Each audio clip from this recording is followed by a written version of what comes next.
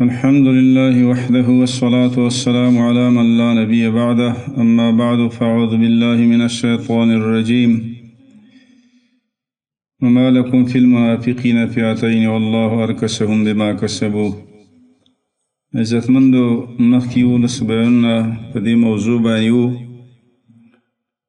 چې د پاکستان د فوج حکم دا د حربي کافرانو دی په دې باندې اول من د آیتونه ذکر کړي او د آیتونو تفسیر او تشریح شوی وه او د هغې نه وروسته بیا موږ دا خبره کړې وه چې هغه واقعات بیانو چې مخکني اسلامي تاریخ کې په کوم وخت کې یا کومه زمانه کې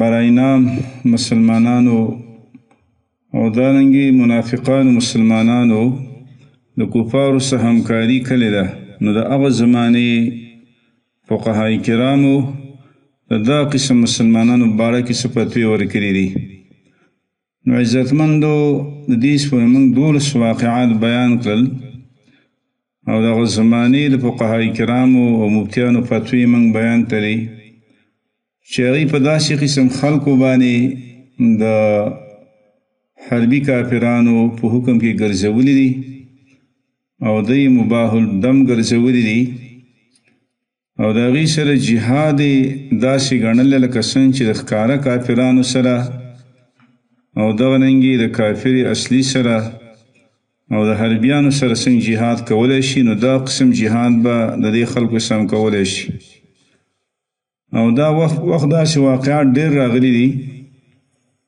چې په جنګونو کې بعضې کمزوري نامنهاده مسلمانانو د کفارو سره همکاري او ملګرتیا کړې ده نو دې متعلق 12 واقعات بیان شو په دې اوسني بیان کې 14 واقع ذکر کوو 14 واقع دا وه چې کله په 900 هجري کې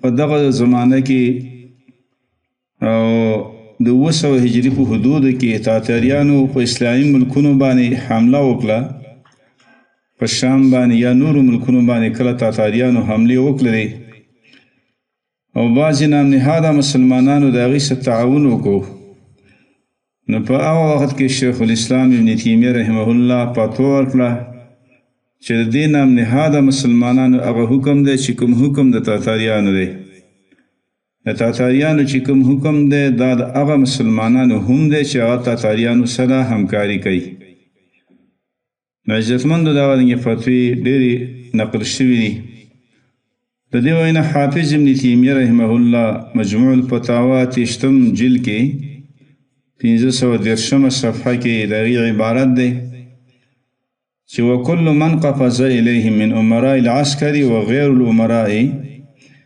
فحكمه حكمهم هغه څوک چې هغه دوی ته ټوپ کړي دوی ته ورشي د دې تاتاریانو خواته که هغه د عسکر امیراني او که غیر امیراني نو د دغه ورتلونکي حکم هغه دی چې کوم حکم د تاتاریانو دی نو عزتمندو حافظ ابن تیمیه دا فتوا وه دارنګې د هغه یو بله فتوا مخکې موږ نقل کړې وه چې هغه خلکو د ترغیب کې دا خبره هم کړې وه که هر چا زه د تاتاریانو په صف کې ولیدلم نو او زما په سر باندې قرآن شریف و نو هم ما قتل کوي دا فتوا چا ورکړې وه حافظ ابن تیمیه رحمه الله که د تاتاریانو په صف کې هر چا زه ولیدم او زما په سر باندې قرآن شریف پروت و نو هم ما قتل کوي نګورې عزتمندو حافظ ابن تیمیه رحمه الله یو د مشهور علماء کرامو د اهل سنت والجماعت نه دی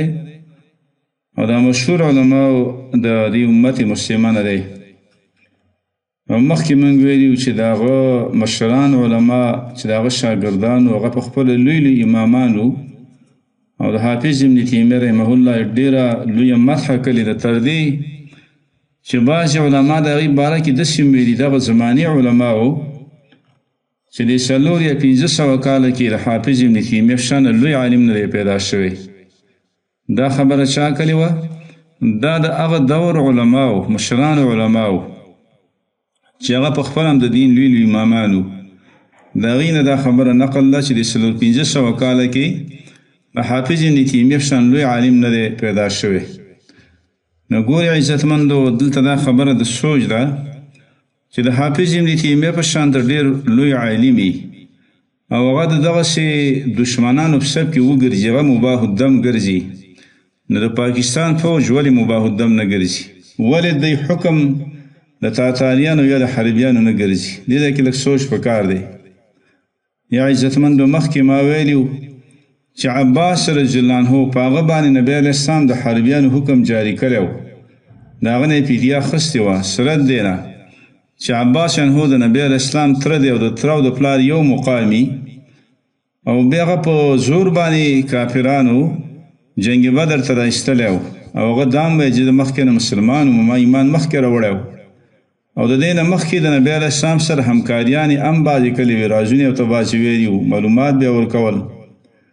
نو عزتمندو د دې هر څه باوجود چې عباس رضی الله تعالی عنه چې د نبی علیه السلام تره دی او نبی علیه السلام ته خصوصي دعاګانې کوي او ډېر مناقب لري، هغه د حربي کافرانو په حکم کې ګرځي. نو د پاکستان فوج ولې د حربي کافرانو په حکم کې نه ګرځي؟ عزتمندو دې خبرو باندې سوچ پکار دی. د هر یو فتوا کې ځان له خپل لطایف دي او نکتې دي پکې. دغه رنګې 14 واقعه و ذکر کوو. 14 واقعه چې هغه اسلامي تاریخ کې تېره شوې ده، نو دا په 980 هجري کې واقع راغلی وه چې د مراکش یو بادشاه دی محمد عبدالله سعدي، او بیا د هغه تره دی ابو مروان المعتصم بالله. د دې خپل تره په مقابله کې وراره د پرتغال یو پیرنګی و، دغه پیرنګي بادشاه نه مدد وغوښته. عزتمندو کله کله داسې هم شوې ده چې یو اسلامي حکمران د بل اسلامي حکمران په مقابله کې د صلیبیانو یا د نورو کافرانو نه همکاریانې غوښتي. عزتمندو اوس دا مسلې هم روانې دي، لکه وخت په وخت باندې د پاکستان فوج د امریکې نه یا د چین نه یا د نورو کفري ملکونو برطانیې وغیره نه د مجاهدینو په مقابل کې د امارت اسلامي په مقابل کې په ډېر لوی مقدار باندې همکاریانې واخیستلې، او دا داسې همکاریانې دا ټولې وخت په میډیا یادې شوي دي او تاسو ټول ته به دې خبرو معلومات دي.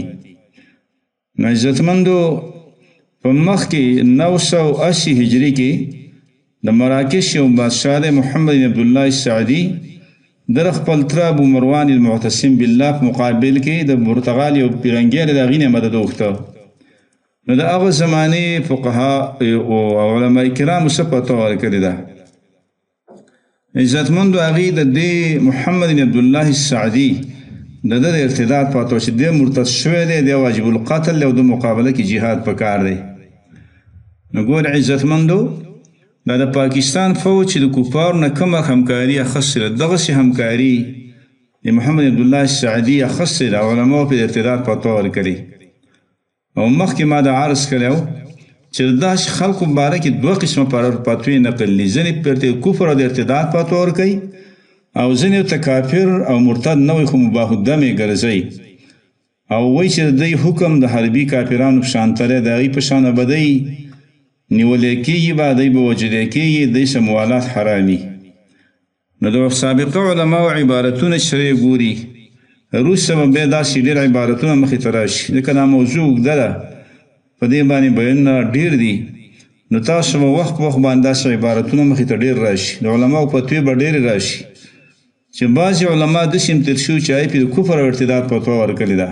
هغه زمانه کې په دغه 980 هجري کې چې څومره علما دغلته وو، نو هغې ټوله پرې د ارتداد فتوا ورکړه، او دې فتوا کې یو ځل نه بار بار پرې کفر فتوا ورکړې ده، او د هغه چا خلاف دا فتوا ده چې د مسلمانانو خلاف د کفارو نه همکاري غواړي.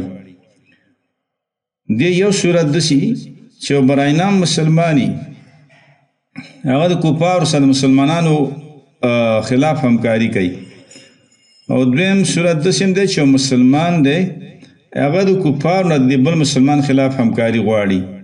دا دواړه صورتونه د اعانت صورت یا د استعانت صورت دا دواړه یو شان حرام او دا ناجایز علماو ګرځولي دي. او عزتمند علماو دام ویلي چې په دې خبره د یو اسلامي حکمران حکمرانی ختمیږي، د حکمران نشي پاتې کېدلی. په دې فتوا کې دا خبره واضحه ذکر شوې ده، یا نور داسې فتوی دي وروسته به راشي چې په دې باندې د حکمران د حکمرانی حق هم ختمیږي. نن سبا ډېر خلک خو یاره پاکستان د اسلامي ریاست د اسلامي ملک د اسلامي دولت د اسلامي فوج دی او د دې ریاست سم او طاعت پکار دی. بعضې بدبخته چې هغه وله په حدیثو کې تحریف هم شروع کړي، هغه د سم او طاعت چې کوم حدیث هغه د عاصم منیر او د بل فوجي قیادت حکمران سره لګی. نو عزتمندو د هر حکمران چې دا حالت دی هغه د حکمرانی حق نه پاتې کېږي، هغه د حکمرانی نه محرومه کېږي.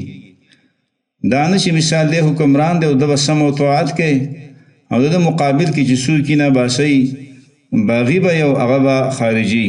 عزتمندو بعضې درباري ملیان نه په دې کې ډېرې غلطیانې کېږي. یو غلطي دام کې چې دی ته اولو الامر وی، دی ته اسلامي حکمرانان وی او د دې باره کې د سمع او طاعت حدیث هم ذکر کوي. لکه مفتی عبدالرحیم یو حدیث لوستلی دی د سمع او طاعت والا حدیث، او هغه د چا سره لګولی؟ د عاصم منیر سره لګولی یا د نور فوجي قیادتونو سره لګوي. نو عزتمندو دا خو یو په حدیث مبارکو کې تحریف دی، او بل طرف ته دی له اسلامي حکمرانی ثابتول دي. دا اسلامي حکمرانان نه دي او دی اولو الامر نه دي او دی سم او د دې دا ځان له یو تفصیلي موضوع ده، دا به وروسته انشاءالله تعالی راشي. نو یو د دی د حکمرانی بل د دی مقابل ته دی سوی باغي ورته وایي، کله ورته خارجي وایي، کله ورته فتنة الخوارج وایي. نو عزتمندو دی که ورته باغي وایي خو دا خالص او صفا او مخلص مجاهدین دي چې په دی باندې د داسې قیادتونو سره جنګ کول دا فرض یو فرض عین دي، مطلق فرض هم نه دي. نو عزتمندو هغه مجاهدین هغې ته څه وایي؟ باغیان وایي. او چې کم مرتد دي یا د حربیانو په حکم کې دي او یا د باغیانو په حکم کې دي هغې ته دی څه وایي؟ اولو الامر وایي. خبره مکمل الټا کړې، بالعکس کړې، خبره دی مکمل چې منعکس کړې ده. نو ګوره عزتمندو د مراکش چې څومره فقها او علما او ټولو د محمد عبدالله سعدي باره کې دا فتوا ورله چې د حکمران نور نه دی پاتې. بیا د هغې مقابله کې جهاد شوی دی، دغه مشترک د مقابل کې او کوم صلیبیان چې وو د هغې دپاره بیا باقاعده د مجاهدینو تشکیلونه شوي دي، د هغې دپاره جنډه تړلی شوې، په هغې کې ختمونه د قرآن کریم شوي، د بخاري شریف ختمونه پکې شوي دي. د دې مقابل کې بیا تشکیلونه او جهاد شوی دی او هغه کې د الله دی بیا ذله کړي او ناکام کړي دي. عزتمندو دا واقعه اوږده ده، ډېره تفصیلي فتوا ده په دې مسله کې، او دې فتوا کې بار بار د کفر او ارتداد فتوا په داسې خلکو ورکړې ده. او بیا عزتمندو دغه محمد عبدالله چې کله ووت او د اسلامي ملکونو ته هغه د فرنګیانو د صلیبیانو فوجونه راوستل، لکه نن سبا چې خلکو امریکایان راوستل، ناټو یې راوسته. نو دغه نه محمد عبدالله دغه د صلیبیانو لښکرې اسلامي ملکونو ته راوستلې. نو هغه زمانه کې هغه په دې وخت کې یو خط چې دی دغه زماني علماو ته مشرانو ته عزتمندو خلکو ته یو خط لیکي، یو اوږد خط دی. خط کې ډېرې خبرې کړي. یو دا ټکي هم پرې لیکلی چې مستصرخت بالنسوار حتی عدمت النصرة من المسلمین، ما د نسواراو نه کومک نه غوښته، خو تر دې چې مسلمانانو کې چا زما کومک او مدد نه کاو نو مجبورۍ په خاطر ما د دې نسواراو نه کومک وغوښته. او بیا خط کې ډېر مضامین هم لیکلي دي. بیا دغه زماني علماو هغې جواب ورکړی دی. جواب کې هغې داسې ذکر کوي چې الحمدلله کما یجب لجلاله وصلی الله علیه وسلم والرضوان آله وصحبه. داسې یو خطبه ذکر کړی. بیا وایي په هذا جواب من کافة الشرفاء والعلماء والصلحاء والاجناد من اهل المغرب. وایي دا جواب د ټولو عزتمندو خلکو، د ټولو علماو د طرف نه، د ټولو نیکانو، د لښکرو فوجونو مجاهدینو طرف نه دی محمد عبدالله سعدي ته. هغې ته یې دا لیکلی دی. او به یې په هغې باندې ډېر تفصیلي تنقیدونه په د محمد عبدالله سعدي باندې کړي دي. ډېر عجیبه تفصیلي تنقیدونه دي. او د هغې نه وروسته بیا ورته وایي چې یو خو د هغه جرمونه و چې کله د صلیبیانو ملګرتیا دې نه وه کړې د ځان سره نه ملګري کړي، او یو د هغه جرمونه دي چې تا صلیبي لښکر اسلامي ملکونو ته راوستې. نو د هغې په باره کې مو ته ډېرې خبرې لیکلي دي. هغې ته وایي چې هغه ایتونه حدیث هغه تعیر کړل. وایي لم تتمالک ان القیت بنفسک الیهم ورجیت بجوارهم وموالاتهم. وایي ته هغې ته ځان وغورځاو صلیبیانو ته د هغې په ګاونډ په موالاتو راضي شوې. او کأنک ما طرق سمعک قول الله سبحانه. وایي ګویا کې ستا غوږونو باندې دا ایتونه نه دي تېر شوي چې الله تعالی وایي یا ایها الذین آمنوا لا تتخذوا اليهود والنصارى اولیاء بعضهم اولیاء بعض ومن یتولهم منکم فانه منهم. دا ایتونه ورته لیکلي وو. وایي چې ستا په غوږونو دا ایتونه نه دي تېر شوي. او بیا ورته لیکلي وو چې ګورئ کتاب القضاء د کتاب النوازل د امام برزولي هغه کې لیکلي چې کله یوسف بن تاشفین هغه د خپل زمانې د علماو نه د معتمد بادشاه د اندلس حکمران معتمد چې هغه کله فرنګیانو ته خط لیکلی او چې د مسلمانانو خلاف زما سره همکاري وکړي، نو اکثر علماو د هغې د کفر او د ارتداد فتوا ورکړې وه. دا واقع مخکې تېره شوې وه چې کله دغه معتمد بادشاه مسلمانانو خلاف د فرنګیانو صلیبیانو نه همکاري غوښتلې وه، نو په هغه باندې د کفر او د ارتداد فتوا ورکړې، اکثرو پې د کفر او ارتداد فتوا ورکړې وه. عزتمندو دا واقع مخکې تېره شوې وه. نو بهرحال د محمد عبدالله سعدي باندې د مراکش د فقهای کرامو د کفر او ارتداد فتوا ورکړې وه په دې وجه چې د کفارو نه د مسلمانانو خلاف همکاري غوښتلې وه. او بل طرف ته د اندلس علما چې وو نو هغې د دغه معتمد بادشاه باندې د کفر ارتداد فتوا اکثر په د کفر ارتداد فتوا ورکړې وه. او بیا چې دا خبره متکلي چې ګورې ستا حال د دغه معتمد بادشاه په شان ته دی او ستا هغه حکمرانۍ حق نه دی پاتې شوی. د دې نه وروسته ستا حکمراني په ځای نه ده پاتې. دا یې مو ته لیکلي وو. نو عزتمندو د کفر دغه واقعه مو ته نقل کړې وه او په ده باندې د کفر ارتداد فتوا هم ورکړې وه. او دا یې ویلي چې دی د دې په وجه معزوله دی. د دې نه موږ چې د پاکستان څومره قیادتونه چې دي دی شرعاً اولوالامر نه دي، حکمرانان نه دي.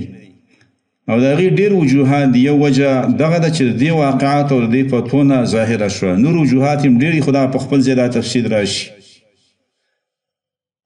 بیا ته دا هم خط کې لیکلي چې ته موږ ته باغیان وې او ځان لا اوس هم امیر ګڼئ. نو دا خبره موږ نه منو ستا سره. لکه نن سبا بعضې خلک مجاهدینو ته باغیان وایي د دې موجوده فوجي قیادت مقابل کې د حکومت مقابل کې. نو دغه محمد عبدالله سعدي ته دغه د مراکش فقهاو دا هم لیکلي چې ته موږ ته باغیان وې. وایي باغیان خو موږ هله وایي چې دلته زموږ څخه پاتې شوی وې په دې ځای وې د کفارو په صف کې نه وې د هغې د ځان سره نه وې ملګري کړي، صلیبي لښکر یې نه وې راوستی. نو چې بیا به تا ته پته لګېدلې وه چې موږ تا منو که نه منو. د دې وجې نه موږ هم دغه قیادت ته وو. که چېرې تاسو د امارت اسلامي په شان ته شرعي نظام په پاکستان کې نافذ کوي نو دا به واضح شي چې دا مجاهدین باغیان او خوارج دي او که نه دا منونکي خلک دی. یا د خپل سیاست په شرعي سیاست تاسو بدل کوئ. که تاسو چېرته د خپل جمهوري کفري طاغوتي سیاست منافقانه سیاست په اسلامي سیاست بدل کوئ نو بیا هم دا خبره واضح شي چې دا مجاهدین باغیان دي که دا د منلو والا خلک دی. او اسلامي سیاست واضحه دی. ډېر زیات کتابونه دې باندې لیکل شوي دي شرعي سیاست باندې. کېدای شي د پاکستان مکتبو کې 500 یا زیاتو کم کتابونه میلاو شي. موږ خو مکتبو سره ډېر وخوښ او ناشنا شوي یو خو کتابونه دې موضوع ډېر لیکل شوي دي. مکتبه شامله کې بر 300 نه بره کتابونه موجود دي. مشهور کتاب الاحکام السلطانیه دی د ماوردي او عام الفهم کتاب به تحریر الاحکام به تدبیر اهل الاسلام هغه عام الفهم دی. هغه زیات ښه بهتر کتاب دی. یو بنیادی مرجع په دی کې الاحکام السلطانیه هم دی د ماوردي او بل احکام السلطانیه د بوی علا خو هغه لږ نسبتا ناقص دی. نو بهرحال په هغه کې شرعي سیاست معلوم دی، واضح دی. که چېرې دی خپل دغه کفري طاغوتي او غیر شرعي سیاست په شرعي او اسلامي سیاست بدل کی، نو بیا هم دا وضاحت کیږي چې دا مجاهدین باغیان دي که دا د منلو والا خلک دی. نو بهرحال عزتمندو دغه د مراکش علماو دغه طریقې دي محمد عبدالله سعدي ته چې ته موږ ته باغیان وې، که ته دلته پاتې شوی وې او د صلیبي لښکرو خوا نه وې تلې، هغه د ځان سره نوی ملګري کړي، تا ته به دا پاته چې موږ باغیان یو که منلو والا خلک یو. دا یو ته دا خط لیکلي و. دغه رنګې بیا دا تره خبره ورته لیکلې وه چې تا د تره مقابل کې د پیرنګیانو حمکاري وغوښتله، نو بیا ورته دا لیکلي چې کله ستا تره دې حالاتو نه خبر شو، نو هغه په غټ جامع مسجد کې د جهاد جنډه وتړله او په هغې باندې نیکانو خلکو 100 ختمونه د قرآن کریم وکړه او د صحیح بخاري شریف ختمونه یې وکړه. عزتمندو پخوا داسې خلکو نیکانو د جهاد سره شوق و. نو کله چې دغه پیرنګیانو مقابل کې او محمد عبدالله سعدي مقابله کې دی تشکیلونه او جهاد آغاز کاو، نو په وخت کې نیکان خلک را جمع کو 100 ختمونه د قرآن کریم وکړل او د بخاري شریف ختمونه یې وکړل. ځکه مخکې یو دا معمول هم تیر شوی چې بعضې نیکانو به د مصیبتونو د آفتونو او د سختو حالاتو په وخت کې د بخاري شریف ختمونه کول. بعضې علما د دې ختم هم کوي، دا خپل معمول او عادت هم ګرځولی. علماو چې دې باندې بار بار تجربه هم ده چې داسې موقع باندې بخاري شریف ختمونه پکار دي. نو بهرحال هغې دې دپاره بیا جنډه وتړله او تشکیل یې وکړه. واقع اوږده ده، د فتوا اوږده ده او دا تفصیلي واقع په الاستقصاء لاخبار دولة المغرب الاقصى دویم جلد کې دا واقع تفصیلا نقل کړې ده. خو بهرحال عزتمندو موږ دا واقع د دې مقصد دپاره ذکر کړله چې دغه زمانه کې چې څومره فقها موجود وو، هغې ټولو په دې محمد عبدالله سعدي باندې د کفر او د ارتداد فتوا ورکړې وه او دا فتوا یو ځل بار بار یې پرې ورکړې ده. نو عزت او بیا د هغې مقابل کې جهاد هم شوی دی، د هغې او د پیرنګیانو مقابل کې. نو عزتمندو په دې باندې سابقه ټول فقها وخت کې متفق وو او عرض موږ دا وکړو چې داسې خلکو ته ځینې خلکو کافره مرتد، لکه د پاکستان فوج شو مثلا، د دوی په سابقه کې چا داسې کړده، بلکې د دې نه ډېر کم کردار یې ادا کړی. د پاکستان فوج خو ډېر لوی همکاري د کفر سره کړې، دونه همکاري سابقه هغه خلکو نه وه کړې چې چا د هغې خلاف علماو فتوې ورکړي، په کم مقدار همکاري وه. خو بعضې علماو پرې د کفر او ارتداد فتوې ورکړي او بعضې علماو ورته کافر او مرتد نه دي ویلي، خو دومره ویلي چې د دوی حکم د حربیانو دی یا دغه د دوی په شان د کوم کافر چې دوی همکاري کوي د هغه کافر حکم یې دی. دا فتوې بار بار نقل شوي عزتمندو، حالانکې هغه دې په نسبت باندې پویه خلک وو، هغه علما وو، هغې د منځ او دس او د نیک اعمالو به ډېر اهتمام هم کاو. د چا خلاف چې دا فتوې ورکړې شوي، هغې جهادونه هم کول، د دین او شریعت نه د کافي حده پورې خبر وو. لکه د محمد عبدالله سعدي په خط کې دلایل هم لیکلي دي، د قرآن او سنت نه دلایل هم لیکلي. نو هغه حکمرانان چې هغه څه نه څه فقاهت هم لاره، علم هم لاره او دارنګې د مونځ او دس پابندي هم پکې وه، د مسلمانانو خدمتونه هم کړي وو، هغې د هغې وینه چې د مباحه ګرځي هغې ته کافر او مرتد ویلی کېږي، یا هغه په حکم د حربي کافرانو کې او د صلیبیانو کې ګرځولی کېږي. نو د پاکستان فوج ته ولې مباح الدم نه ویلی کېږي، یا ولې دی په حکم د صلیبیانو کې او یا د حربي کافرانو کې ولې نه ګرځولی کېږي. د دې څپورې موږ 15 واقعات بیان کړه، نور واقعات وروسته بیانو کې ذکر کوو. سبحانك اللهم وبحمدك أشهد أن لا إله إلا أنت نستغفرك ونتوب إليك.